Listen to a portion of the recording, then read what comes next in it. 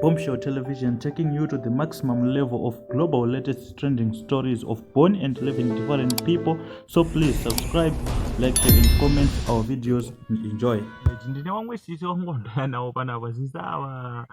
Vane mahwani vakabura muburikidza nekuoma kwezvakaita zvinhu muZimbabwe. Sisava vakazoti hanzi vakamitiswa, and nyaya yavo vhidhiyo ravo ndichakuratidzai after ndapedza kuexplain about this. And vamitiswa kudaro hanzi murume akatiza akangosiya mwana, saka vanga vasisina mari yekuchengeta mwana, ndokuenda kuchechi.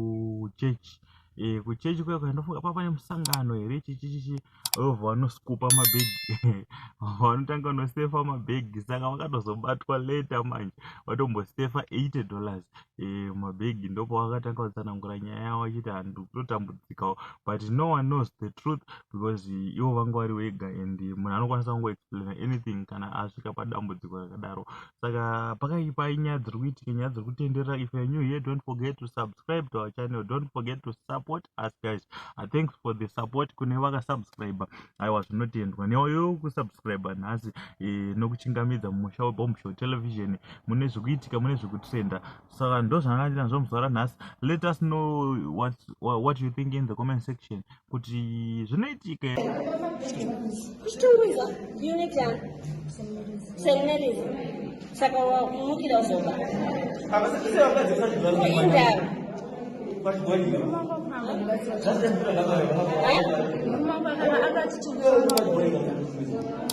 saka woyazvipira vanhu chechi